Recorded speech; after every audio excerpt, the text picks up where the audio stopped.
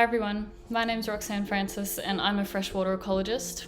Essentially, I use big waterbird breeding colonies as indicators of environmental health, following the logic that if a river can sustain a breeding colony, it can also sustain other forms of life.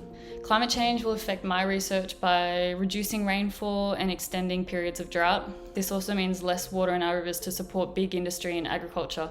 As a result, we build more dams and we extract more water from our rivers, meaning there's less left over for the environment and also less for our human communities. Around the world, governments are encouraging individuals to make change. Wash your hands, wear masks, get vaccinated. My question to world leaders is, why aren't we seeing this with climate change?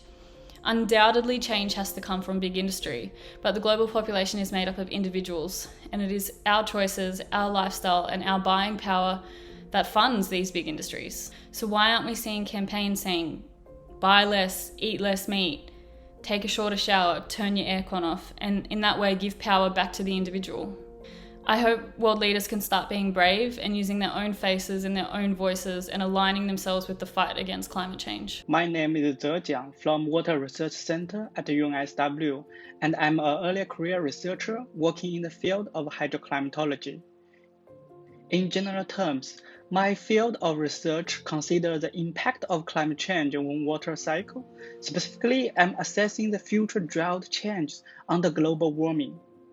Under the worst future scenario, which means the global temperature increase not holding to 1.5 degrees, there will be more extreme drought events with long duration and large severity. So, I hope that COP26 could deliver some adaptation plans regarding the potential extreme future droughts, as well as the resulting food crisis. And the question I would like to ask world leaders at COP26 is that how are you going to balance the CO2 emission between developing and developed countries in the following 10 to 30 years? Hi, my name's Kristen Glanville and I'm a PhD candidate in the UNSW Faculty of Law and Justice.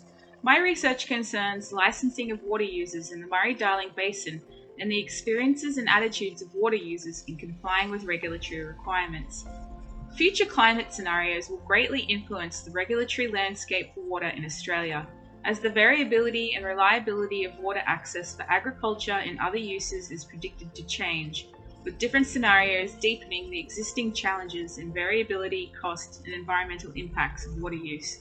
Climate change will make the task of regulating, pricing, and allocating water usage rights more difficult to sustainably and fairly achieve.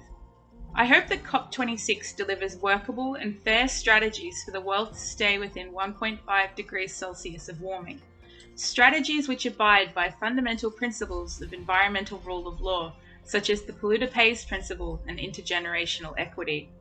The question I would like to ask world leaders at COP26 is how they plan to ensure that the differing impacts of climate change on different stakeholders such as First Nations people and agricultural communities will be recognised and addressed in a fair and transparent manner.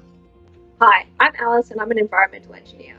My work covers aspects of wetland hydrology, coastal floodplain management, and environmental economics. The impacts of sea level rise on Australian coastal floodplains is going to be broad-reaching, from reduced agricultural productivity to pressure on our intertidal vegetation, which is really like the lungs of our estuaries. What I'd really like to see come out of COP26 is real and meaningful plans to drastically reduce fossil fuel emissions in a way that's not tied to political cycles or election promises. The science is there. We know what the impacts of climate change is going to be, and we know what we need to be doing about it now. So my question for our global leaders is, can't you see time's running out? Let's take this opportunity while we've still got it.